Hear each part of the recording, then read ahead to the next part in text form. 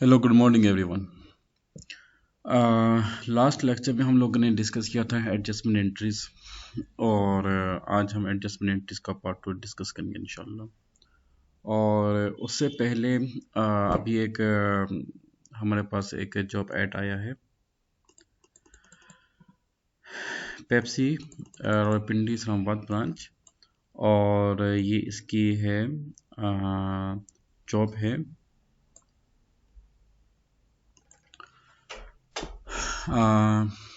Finance executive.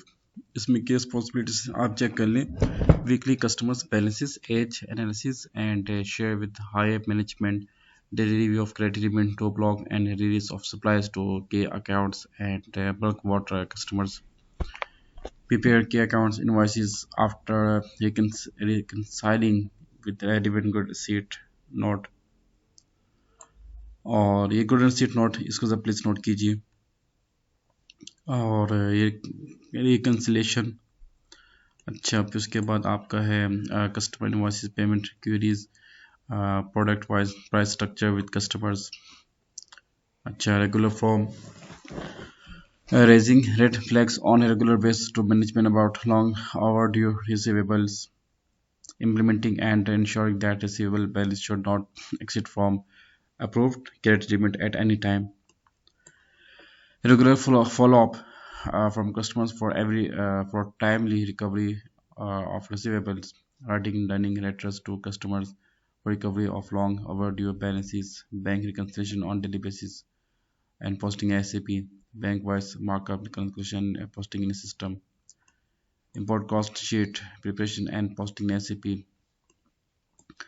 तो इसमें अगर आप देखें तो कस्टमर की जो पेमेंट्स हैं और जो वेंडर की हैं जो कॉस्टिंग है, इसमें काफ़ी चीज़ें इसमें गिवन है।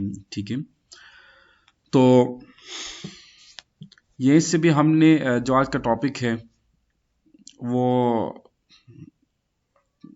बाय चांस जो है उसके अकॉर्डिंग ये जो पोस्ट वो हमें मिल चुकी है। ठीक है, एडजस्टमेंट में तीसरी जो एडजस्टमेंट है जिसमें हम आमतौर पे हम कहते हैं इनकम रिसीव इन एडवांस, ये आपकी थर्ड वो है। और आप you can say Akrur income. और उसके बाद सेकंड लास्ट या फोर्थ नंबर पे आपकी आती है रिसीवेबल। आपने अपनी सर्विस प्रोवाइड कर दी, आपने अपनी प्रोडक्ट सेल कर दी, but you have to receive cash from customer. तो ये थर्ड हमारी सॉरी फोर्थ एडजस्टमेंट है। और इसके ऊपर बहुत से इश्यूज आते हैं, as you know as you can watch. जो हमारे पास जॉब है उसमें भी अगर आप देखें तो इसी के ऊपर बातचीत की गई है। ओके, अब डनिंग लेटर्स आप कस्टमर को लिखते हैं। इवन यू कैन सी ये कि पेप्सी ऑर्गेनाइजेशन है और अपनी इस्लामाबाद की एक ब्रांच है। ये कोई आम चीज़ तो आम ऑर्गेनाइजेशन तो है नहीं कि जो मतलब कि अपने कस्टमर से जो पेमेंट है उसको रिसीव करने में इनको इतना इशू हो। बट ये है कि कस्टमर कस्टमर ही होता है, चाहे वो मल्टीनेशनल का हो या स्मॉल इंडस्ट्री का हो या गवर्नमेंट सेक्टर का हो। ठीक है, तो जो पेमेंट है टाइमली जो पेमेंट है वो रिसीव करना एक हर्डल टास्क होता है किसी भी अकाउंट फाइनेंस डिपार्टमेंट के लिए। ओके, तो और ये कंप्लीट जो है आपकी एसएपी के अंदर जो आपका है अकाउंट रिसीवेबल उसको कवर अप करते हैं। Accounting, financial accounting and account receivable, जिसमें आपकी तमाम एंट्रीज और तमाम इनवॉइसेस, तमाम जो है उसके ऑफिशियल डॉक्यूमेंट्स वो आप इसमें ड्राफ्ट करते हैं। अच्छा, adjustment entry, adjustment letters, adjust.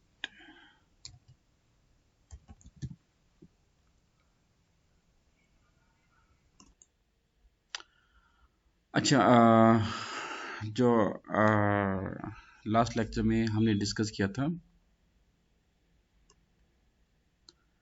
Prepaid expenses and accrual outstanding expenses, इसकी हमने एंट्री भी पोस्ट की है और आपको मैंने असाइनमेंट भी दी थी कि इसकी जो आपने एक लिस्ट प्रिपेयर करनी है जिसमें प्रीपेड एक्सपेंसेस आपने मैनुअली अपने नोटबुक पे उसको पोस्ट करना है, ड्राफ्ट करना है और then we will post on in system. Okay, prepaid expenses and outstanding expenses की कल आपको असाइनमेंट दी गई थी। अर्न इनकम और अक्रूड इनकम कि जब आप फैब की फैब्रिक की जो इनकम है वो आप जनवरी में रिसीव करते हो in advance, it's mean you have to pay your services and you have to provide your services to your customer in future। Okay, तो एक तरफ आपके पास कैश आ रहा है तो कैश आपने डेबिट कर दिया, ठीक है, because you are getting income in advance, तो कैश आपका डेबिट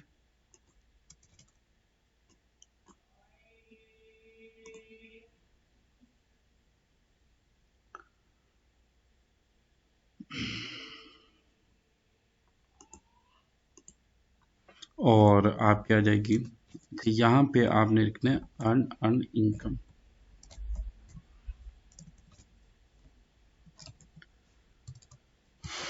सेल्स और रेवेन्यू जो भी है।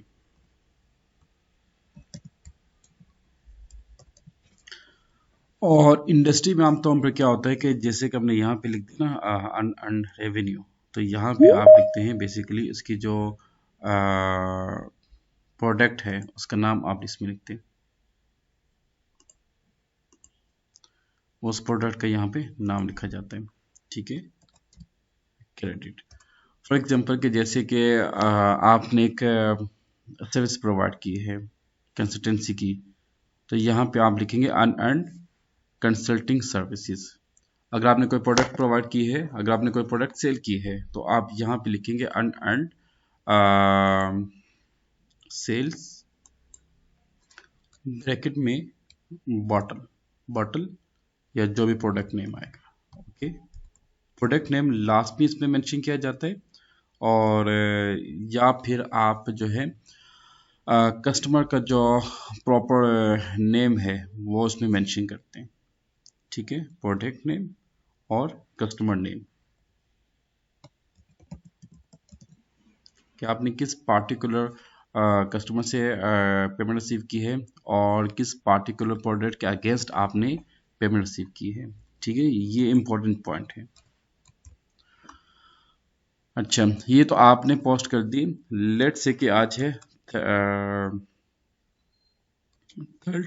जनवरी 2024, डेट आपने पोस्ट की है। अमाउंट आप इसमें को भी लिख सकते हैं 250,000, क्या 250,000,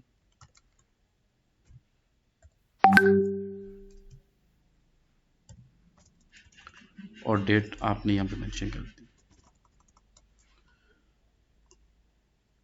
तो इसमें जो पार्टिकुलर चीज़ है वो ये है कि आपके जो कस्टमर्स हैं, आप ये देखते हैं कि इंडस्ट्री में आपके पास कोई एक दो कस्टमर तो नहीं होते हैं जो लाइसेंस इंडस्ट्री से, तो वहाँ पे आपके पास 1,100+ कस्टमर्स आपके पास होते हैं।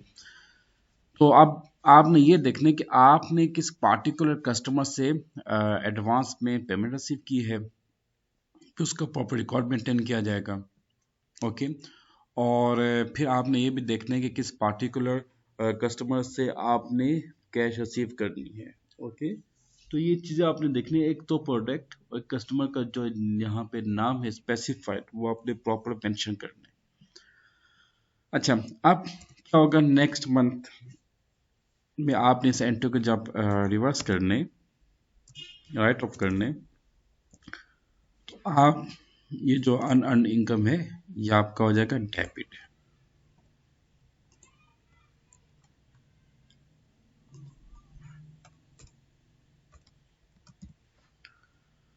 और आपका जो रेवेन्यू है सेल्स अकाउंट क्रेडिट।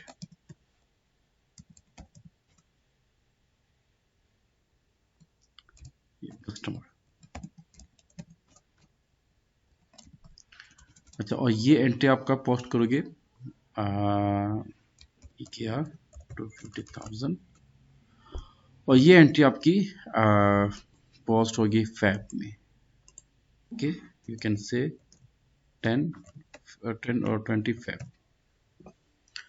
तो ये आपकी थर्ड एडजस्टमेंट है, अनअर्न्ड अक्रूवल इनकम, जो कि आपने इस तरह के एंट्रीज को एडजस्ट और पोस्ट करना है। यहाँ तक अगर किसी को कोई प्रॉब्लम तो काइंडली प्लीज डिस्कस कीजिए।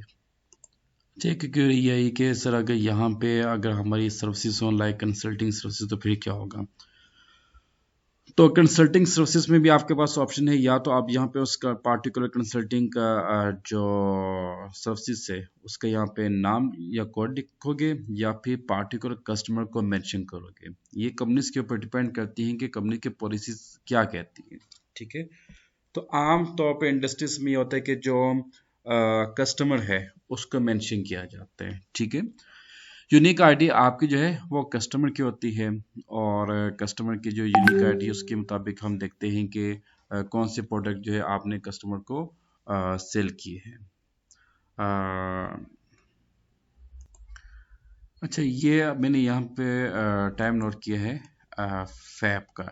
ठीक है, तो ये आपने नेक्स्ट मंथ आपने इसकी रेसिप्रोकल एंट्री पोस्ट करनी है, जो आपने इसको रिवर्स करने हैं या एडजस्ट करने हैं। ठीक है, ये आपकी है आज की डेट, सॉरी आज करंट डेट की आपकी एंट्री है।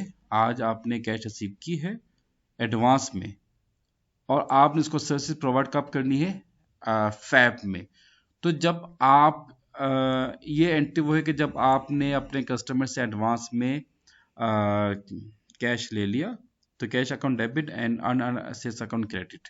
ठीक है, और ये जो एंट्री है ये एंट्री होगी फैब में। आपने ये एंट्री फैब में पोस्ट करनी है, नॉट टुडे, या आज आपने ये वाली एंट्री पोस्ट नहीं करनी। ओके, तो आफ्टर मंथ जब आपने अपनी सर्विसेज प्रोवाइड करनी है तो आपकी जो ये वाली एंट्री वो मतलब कि डेबिट हो जाएगी, और ये आपका लायबिलिटी कहलाता है।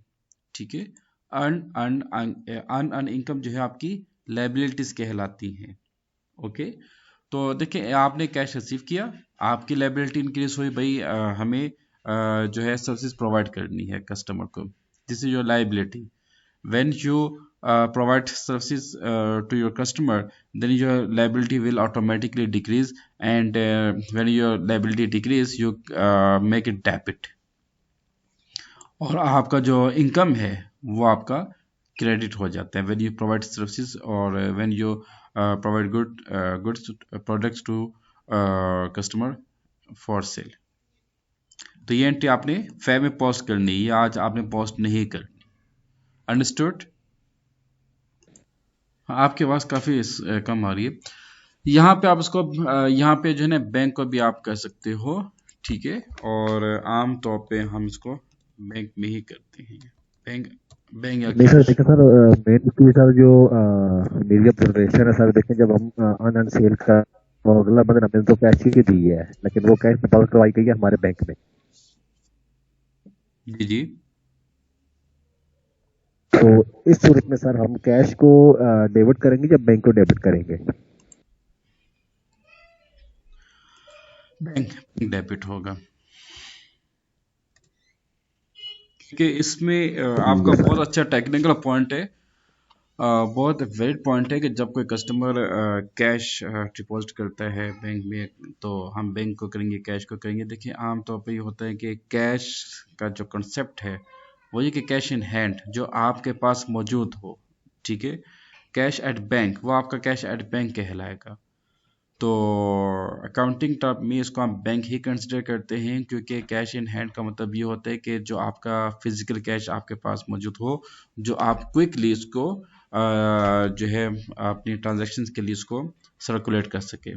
ठीक है, वेरी गुड। इसके अलावा कोई और टेक्निकल पॉइंट? अच्छा, नेक्स्ट है हमारा रिसीवेबल। रिसीवेबल में जैसे कि अभी आपको मैंने एक पोस्ट शो की, और उसमें यही इश्यूज आ रहे थे कि जो आपके रिसीवेबल्स हैं, जो आपके कस्टमर की तरफ से जो पेमेंट पेंडिंग है, आप उसको रिसीव करते हो। ठीक है, तो वो आपने कैसे उसको रिकॉर्ड करने, उसकी कैसे आपने उसको कैसे आपने प्रॉपर मैनेज करना है। ये हर इंडस्ट्री में ऐसा होता है कि जो आपके कस्टमर्स है ना, ये बहुत प्रॉब्लम करते हैं कैश पे करने में।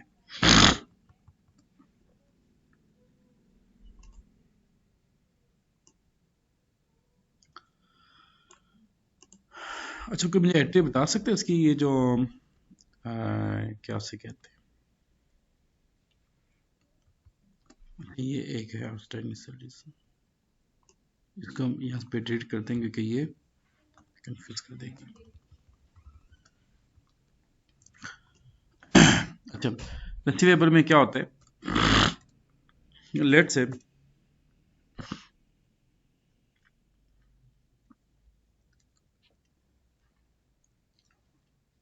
आपने प्रीवियस मंथ में एक आपने प्रीवियस मंथ में कस्टमर को सेल्स या अपनी सर्विस प्रोवाइड की, और आपने जो इनकम है आपकी, जो रेवेन्यू है, वह अभी तक आपने रिसीव नहीं किया। अच्छा स्टूडेंट्स, इन तमाम एडजस्टमेंट में जो सबसे इम्पोर्टेंट चीज़ है वो है डेट्स। आपने डेट्स को प्रॉपर मेंशन करना है। डेट्स ही की वजह से आपकी जो एंट्रीज है वो रिकॉर्ड की जाती हैं। डेट्स ही की वजह से जो एडजस्टमेंट एंट्रीज हैं ये इनको टेक्निकली कंसिडर किया जाता है। ओके, बास का ऐसा होता है कि जो प्रीवियस मंथ की जो एंट्रीज है वो हम सिस्टम रिकॉर्ड नहीं करते, और जब कैश रिसीट करते हैं तब हम उनके हम एंट्री पोस्ट करते हैं। ठीक है, ये भी काफ़ी इसमें इससे भी इश्यूज बन जाते हैं। अच्छा, अब ये देखिए यहाँ पे जो पहले है weekly customers balance age analysis and share with higher management. ये बैलेंस एज से क्या बनाते हैं यहाँ पे। अच्छा, और ये पॉइंट है regular follow up from customers for timely recovery of receivables. ये देखें कि आमतौर पर इंडस्ट्रीज जो है वो अपना वीकली जो बैलेंस है उसको कैलकुलेट करते हैं। अभी मैंने एक क्वेश्चन पूछा था जिसका वेरी गुड ऐसे होता है कि वो जो कस्टमर है वो आप ये देखते हैं कि उसका रिकॉर्ड क्या है और कितने टाइम से उसकी जो पेमेंट वो ड्यू है। वेरी गुड, गुड आंसर, शाबाश। अच्छा, सबसे पहले तो ये देखें कि आपकी जो आप you have to receive cash from customer, okay, और आपने सर्विसेज प्रोवाइड कर दी है। इसमें ये वाजबी तौर पे आपके जो है सेल्स परफॉर्म हो चुकी हैं, बट इन प्रीवियस मंथ। तो प्रीवियस मंथ आपका कौन सा है, ये दिसंबर। तो आपकी आपने सेल्स कर दी, रेवेन्यू आपकी क्रेडिट होंगे और कस्टमर आपका डेबिट होगा।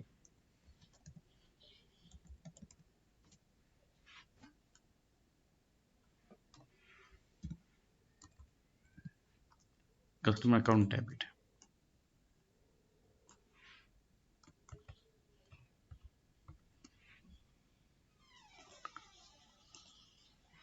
अब यहाँ पे कस्टमर आपका कौन सा है, रिसीवेबल,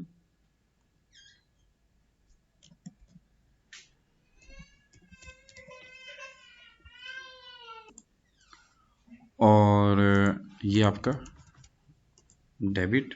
रिसीवेबल आपका करंट एसेट कहलाते हैं, ठीक है, 150,000, और sales account credit.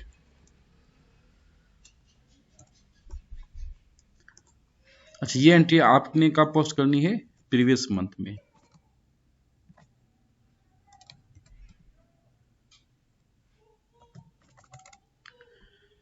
Previous month में, और इसका जो टाइम ड्यूरेशन होगा 31st और 30th और 31st, जो लास्ट डेट ऑफ मंथ है वो उसकी वो आपकी टाइम ड्यूरेशन होती है, टाइम लिमिट होती है। ओके, तो प्रीवियस मंथ की जो एंड तक आपने इसको पोस्ट करने हैं लास्ट में, और ये एंट्री अगर आपने करंट पीरियड में भी लेके आनी है तो it is as it is ही रहेगी। Customer account debit and sales credit unless customer pay cash to bank or cash to finance department.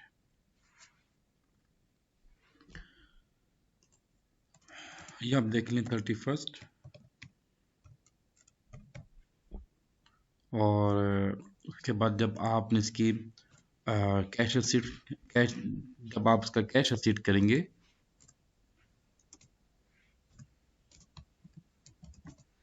Cash account debit and customer account credit.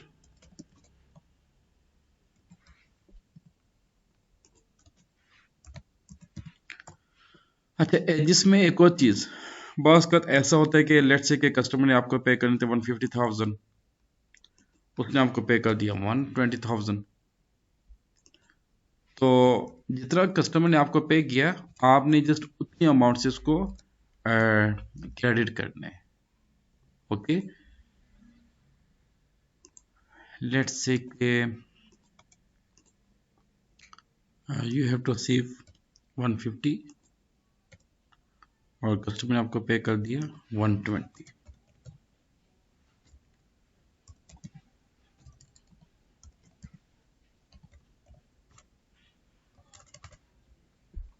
तो आपने उतने से इसको क्रेडिट करने हैं।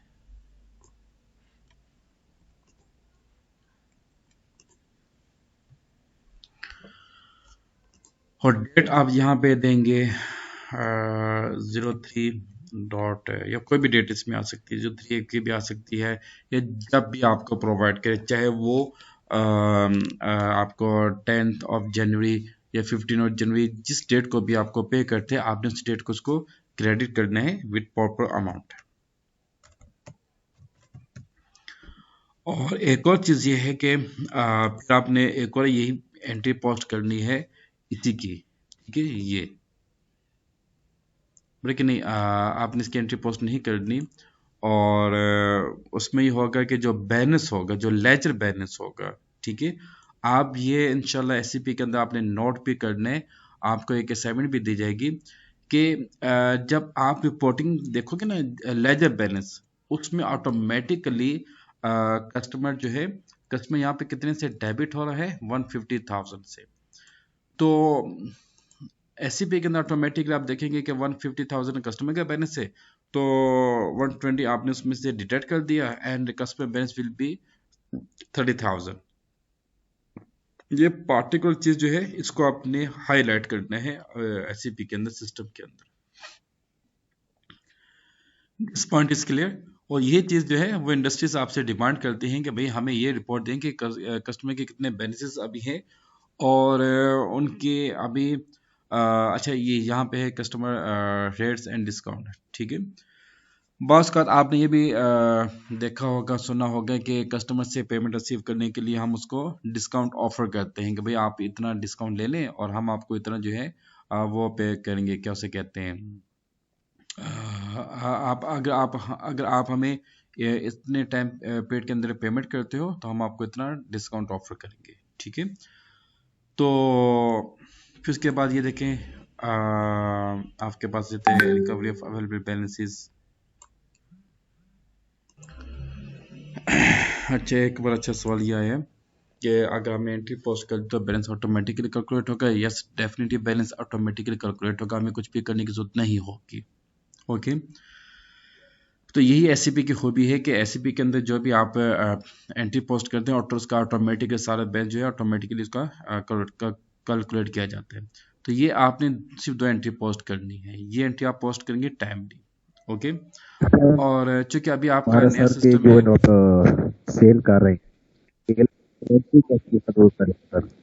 इन्वेंट्री भी इसमें से ऑटोमेटिकली लेस होती जाएगी या इन्वेंट्री मतलब सेल में सर हो रही है तो different inventory possibly different item sale हो रहे हैं, सर उसका क्या सिस्टम होगा सर? फिर बहुत अच्छा सवाल है माशाल्लाह से।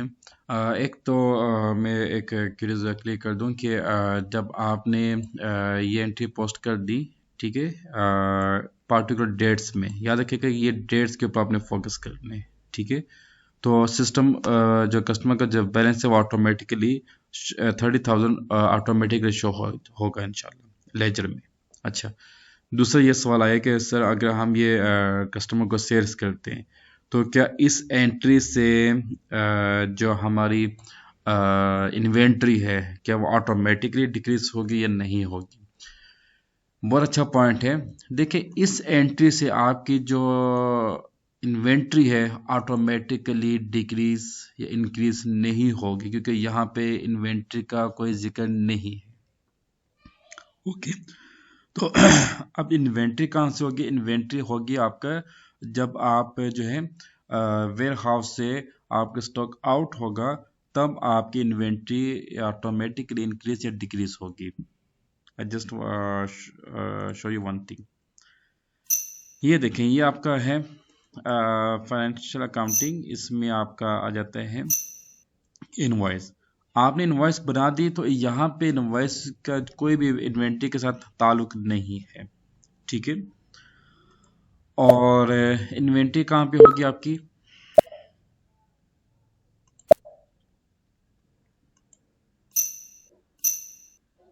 Logistics, material management, inventory management, goods movement और गुड्स इशू, ठीक है। यहाँ पे आपकी जो है इन्वेंट्री इन्वॉल्व होगी कि आपने गुड्स कहाँ पे किसको इशू किया है। अगर आपने यहाँ से इशू कर दिया ना गुड्स को तो आपकी जो इन्वेंट्री है वो ऑटोमेटिकली इंक्रीज या डिक्रीज होगी। और सेकंड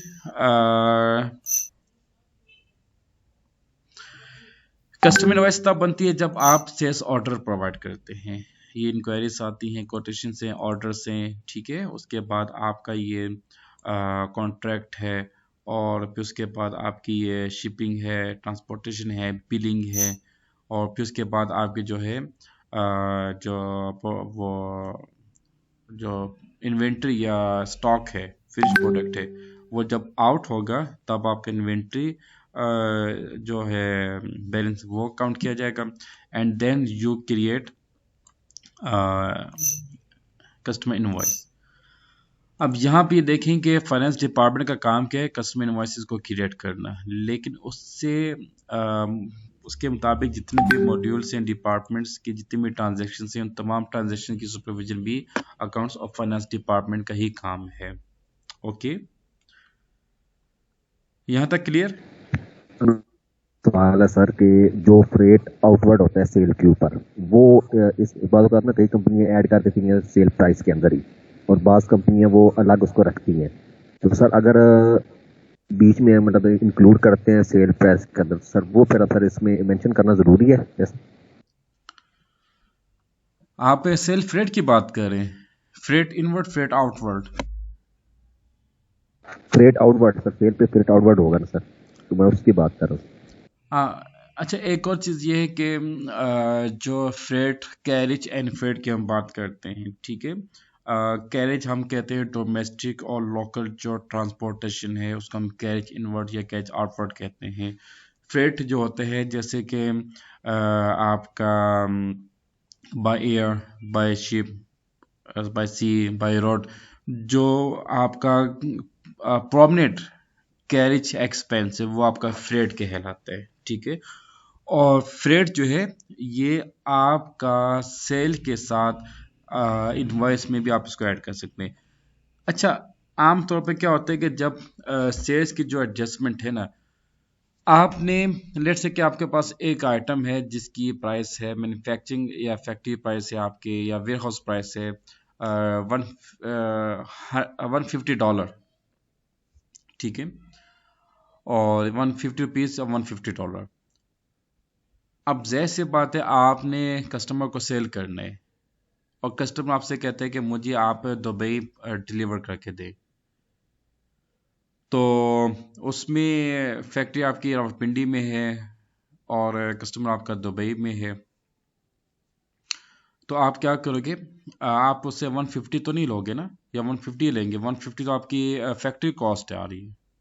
आप क्या करेंगे, आपने इसको डिलीवरी भी करने, आपकी जो डोमेस्टिक जो ट्रांसपोर्टेशन है और फिर उसके बाद कस्टम इसमें excess customs excess duties involve हैं, उसके बाद आपकी शिपिंग लाइन है, शिपिंग चार्जेस हैं, कंटेनर चार्जेस हैं, इंश्योरेंस है, इन तमाम चार्जेस को अगर आपने ऐड करने तब आपकी एक फाइनल प्राइस होगी, आप कस्टमर को पे कर पाएंगे। अगर आपने कस्टमर को दुबई ही डिलीवर करने 150 में, तो आपकी जो बाकी एक्सपेंसेस आप कहाँ से एडजस्ट करेंगे? तो आप उसको ऑफर करेंगे $250 और 250 पाक रुपीज़। ठीक है, तो ये जो सेल प्राइस होगी, इसी सेल प्राइस के अंदर आपकी तमाम एक्सपेंसेस भी मौजूद होंगे। ठीक है, और आम तौर पे जो इंडस्ट्रीज हैं वो अपने सेल्स प्राइस के अंदर ही तमाम चार्जेस को ऐड करने के बाद ऑफर करती हैं। ठीक है, और कुछ ऐसी इंडस्ट्रीज हैं जो कहते हैं कि अगर आपने कंपनी के गोडाउन या वेयर हाउस से खुद ही पिक करना है, सेल्फ पिक करनी है, तो हम आपको 150 सेल प्राइस ऑफर करेंगे। मिस्टर फरूख, आपका पॉइंट हुआ क्लियर? जी सर, बिल्कुल हो गया सर। अच्छा, एक बहुत अच्छा सवाल यह है कि सर अगर हम सेल्स इनवॉइस बनाते हैं, ठीक है, तो उसमें एंट्री का भी इसमें इन्वॉल्वमेंट आती है कि एंट्री को हम कैसे एडजस्ट करेंगे। बहुत अच्छा सवाल है। और देखिए, मैनुअली तो आपका अच्छा सर, कोई ऐसा मेरा एक और सिस्टम चीज नहीं है। सर मैं ऐड करता रहूँ सर, हजरत सर के मैं एक और चीज ऐड करना चाहता हूँ, सेल टैक्स। जो इन्होंने बात की है ना कि इन्वेंट्री आउट हुई है, तो what about sale tax sir? मैं अभी आपको बताता हूँ कि पता चल आपके क्यूरी है। और इनका यह है कि सर जो इनवॉइस है उसमें हम सेल्स की जो इन्वेंट्री है उसको हम कैसे एडजस्ट करेंगे। ठीक है, let me show you one thing. SOFT STD।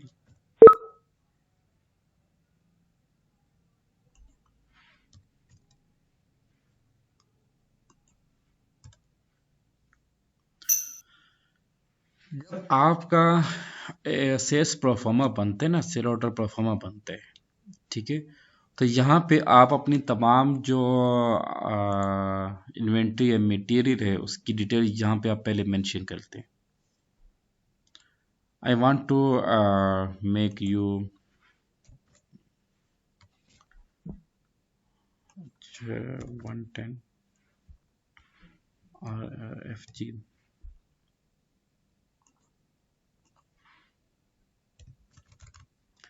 तो ये अच्छा, ये देखिए, ये मैंने शिफ्ट पार्टी कस्टमर का यहाँ पे नाम लिखा है, और ये जैसे का आते हैं ना सीरियल नंबर 1 2 3 सोन, और ये फिनिश रॉ मटेरियल का कोड, ये क्वांटिटी यूनिट कार्टन, और उसके अलावा ये प्लांट PLD1। अच्छा, उसके बाद अमाउंट, अच्छा मुझे नहीं मालूम इसकी अमाउंट क्या है, जस्ट 50 करेंसी। अच्छा, ये मैंने एंटर कर दिया, और सॉरी कोड इसका था, और यहाँ पे ये देखें। अच्छा, एक तो ये हमारा कोड है फिनिश प्रोडक्ट। ठीक है, आपने यहाँ पे मेंशन कर दिया आइटम ओवरव्यू, आइटम डिटेल, जो आपकी पार्टिकुलर आइटम जो है ना उसकी डिटेल की बात कर रहा है यहाँ पे। ठीक है, और मज़े की बात ये है कि जब आप सेल ऑर्डर करेंगे तो SCP के अंदर एक ऐसा ऑप्शन भी है कि आपको ये बता भी देगा कि अभी आपके पास कितना स्टॉक मौजूद है, और आपके पास जो ऑर्डर आ रहा है लाइक 600,000 यूनिट्स, तो क्या आपके पास इतना स्टॉक है कि आप उसको डिलीवर कर सकें। ठीक है, तो ये भी आप ऑप्शन आपके पास मौजूद होते हैं। अच्छा, और उसके अलावा जब आपने यहाँ पे सेल ऑर्डर क्रिएट कर दिया, उसके बाद आप इनवॉइस क्रिएट करते हैं, और इनवॉइस के बाद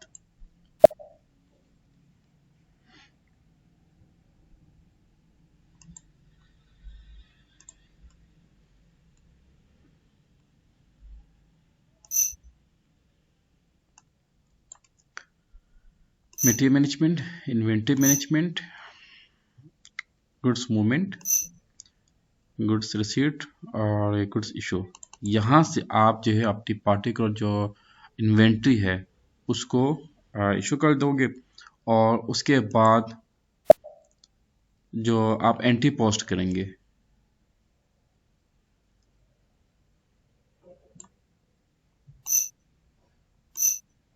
जो आपकी इनवॉइस बनेगी, उस इनवॉइस के अंदर आपने इसका जो जीएल अकाउंट है वो मेंशन करना है। ठीक है, तो जब आप अपने प्रोडक्ट का जीएल अकाउंट मेंशन करोगे तो ऑटोमेटिकली उसका जो लिंक है वो सर्वर सिस्टम के ज़रिए वेयर हाउस में हिट करेगा। वेयर हाउस जो इन्वेंट्री इशू करेगा अपने कस्टमर को, तो ऑटोमेटिकली आपका जो बैलेंस है, स्टॉक बैलेंस, वो कैलकुलेट हो जाएगा। ठीक है, और ये तमाम चीज़ें अभी हमने इन तमाम चीज़ों को प्रैक्टिकली इम्प्लीमेंट ही करनी है, तब आपको इसकी लॉजिक सही समझ आएगी, क्योंकि अभी तो मैं आपको इसका एक ओवरव्यू बता रहा हूँ। ठीक है, तो जब आप इंशाल्लाह एससीपी के ऊपर इसकी कंसल्टेंट लेवल की बैकएंड के ऊपर कुछ कॉन्फ़िगरेशन हैं, कुछ इंटीग्रेशन है, क्योंकि देखें इसमें 3 डिपार्टमेंट्स इन्वॉल्व हैं। एक सेल डिपार्टमेंट इन्वॉल्व है, एक अकाउंट्स डिपार्टमेंट इन्वॉल्व है, एक आपका वेयर हाउस डिपार्टमेंट इन्वॉल्व है। तो मैंने आपको फर्स्ट या सेकंड लेक्चर में कहा था कि ईआरपी सिस्टम में क्या होता है कि तमाम डिपार्टमेंट्स आपस में इंटरलिंक होते हैं।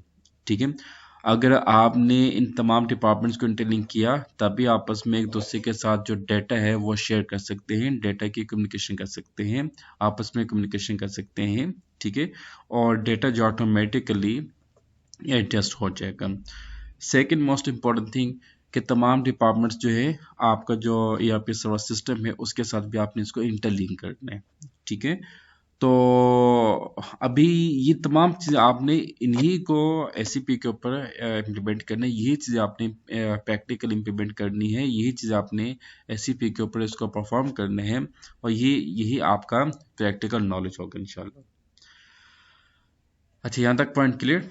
और एक और पॉइंट था टैक्स। टैक्स जब आप पे करते हैं तो यहाँ पे आपने टैक्स को भी कैलकुलेट करना है, ये यहाँ पे इसका ऑप्शन है टैक्स का।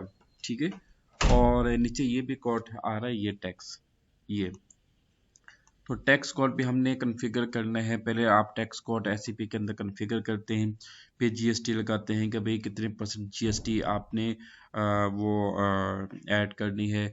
कुछ आई थिंक 17%, 18% है, 20% है, 11% है, 10% है, डिफरेंट इसके रेट्स होते हैं जीएसटी के, टैक्स के। तो आपने यहाँ पे टैक्स को रेट एडजस्ट करना है और टैक्स अमाउंट यहाँ पे ऑटोमेटिकली आ जाएगी। ठीक है, तो वो फिर आप अपने कस्टमर को इनवॉइस फॉरवर्ड करते हैं, तो यहाँ पे आपका टैक्स की भी आ जाएगा। और जब आपने यहाँ पे एंट्री पोस्ट करनी है तो उस एंट्री में पार्टिकुलर प्रोडक्ट का कोड भी शामिल होगा, और ये तब पॉसिबल होगा कि जब तीनों डिपार्टमेंट्स आपस में इंटरलिंक होंगे प्रॉपरली। ठीक है, आपकी इन्वेंट्री का बैलेंस भी ऑटोमेटिक आ जाएगा, आपका जो कस्टमर का बैलेंस भी ऑटोमेटिक आ जाएगा, आपका जो टैक्स बैलेंस वो भी ऑटोमेटिकली आ जाएगा। आपकी एक एफिशिएंट और एक एक्यूरेट रिपोर्ट बन के आपके बन जाएगी, जो कि आप अपनी टॉप मैनेजमेंट को प्रेजेंट कर सकते हैं, हाई मैनेजमेंट को प्रेजेंट कर सकते हैं, just like this point is clear. एक और बात जो चीजें सर आ जाती हैं आपकी आवाज थोड़ी सी स्लो आ रही है मिस्टर फारूक। सब एक इशू आता है ना कि ये हमारा ये रजिस्टर्ड कस्टमर है, ये अनरजिस्टर्ड कस्टमर है। रजिस्टर्ड पे होगा तो 18% जीएसटी होता है उसका, और अदरवाइज जो है ना अनरजिस्टर्ड पे ना वो 22% होता है। तो सर इसमें ऐसा कोई ऑप्शन है कि हम इसको स्पेसिफाई कर सकें कि ये रजिस्टर्ड कस्टमर है और इसका परसेंट लेते हैं? यस, बहुत अच्छा सवाल किया माशाल्लाह से। देखें, ये प्रोफेशन की ये खूबी होती है कि वो काफ़ी टेक्निकल क्यूरीज करते हैं माशाल्लाह से। I appreciate you mister Farooq. हाँ, इसका बहुत अच्छा उन्होंने एक क्वेश्चन था कि सर बाज़ का ऐसा होता है कि जो रजिस्टर्ड कस्टमर हो या non registered, you can say register और फाइलर, या जो और जिनके ऑफिशियल कंपनी बनी होती है, ठीक है, उसको हम रजिस्टर्ड कस्टमर कहते हैं। जी बिल्कुल, और उनको हम कहाँ मेंशन करते हैं, जब हम कस्टमर का डाटा मेंटेन करते हैं तब हम उनको मेंशन करते हैं कि ये रजिस्टर्ड है या नॉन रजिस्टर्ड है, फाइलर है या नॉन फाइलर है। ठीक है, लेकिन आमतौर पे बड़ी कंपनी जो है वो रजिस्टर नॉन रजिस्टर को फोकस करती हैं। Logistics, sales and distribution, master data, और business partner and customer create. जब यहाँ पे आपने कस्टमर को क्रिएट करना है तो इस टाइम आप उसको प्रॉपर मेंशन करते हो। एंटर। ये इसके डिफरेंट है, एडिशनल डेटा है, ठीक है। और फिर उसके बाद ये यहाँ पे आप उसको हम मेंशन करते हैं, ठीक है। यहाँ पे जितने भी कस्टमर की जो डिटेल है वो हम उसको यहाँ पे मेंशन करते हैं कंट्रोल डेटा के अंदर। मिस्टर फर्क, your point is clear? Yes sir, clear है सर। जिस कंट्रोल डेटा सर कोई भी चीज मतलब हम कर सकते हैं, जो भी इसको हमने अगर असाइन करना है फाइलर या नॉन फाइलर, यहाँ से उसको फिर नॉन फाइलर में एडिशनल भी बता सकते हैं कि यार इतना टैक्स आपने एक्स्ट्रा जो एडिशनल टैक्स वो आपने डिडक्ट करना होगा। हाँ, ऐसे देखें जो रजिस्टर्ड कस्टमर होगा उसके एफपीआर के, एससीसीपी के जो डिफरेंट जो गवर्नमेंट की जो बॉडीज है उनके साथ जो उसकी ऑफिशियल डॉक्यूमेंट्स हैं आप उसको यहाँ पे अपलोड कर सकते हो। अपलोड करना भी है और उसका जो नंबर है वो भी यहाँ पे आप उसको मेंशन कर सकते हैं, ठीक है। तो इसी के मुताबिक जैसे सी बात है, ऑडिट आपसे वेरीफाई करेगा कि आपने फलां कस्टमर को इतना टैक्स कैसे एडजस्ट किया। तो आपके पास अगर प्रॉपर एविडेंस होगा कि देखें ये मेरे पास एविडेंस है इस कस्टमर का, और इस एविडेंस के बिहाफ पे हमने इससे इतना परसेंट टैक्स लिया, और अगर रजिस्टर्ड होगा तो आपके पास डॉक्यूमेंट्स होने चाहिए, अगर रजिस्टर्ड नहीं है तो आपके पास डॉक्यूमेंट्स नहीं होंगे, तो आप उस बेस पे अपने ऑडिटर को सेटिस्फाई कर सकते हो, कन्विंस कर सकते हैं। Right sir. आज का लेक्चर कैसा रहा? जबरदस्त सर, बेहतरीन सर। ओके, बाकी मेंबर्स आई थिंक आज ज़रा सोए हुए, तो आप इसकी प्रैक्टिस करें और इंशाल्लाह कोशिश करें कि आज जो है अपने जो सिस्टम वो एक्टिव हो जाए। Thank you.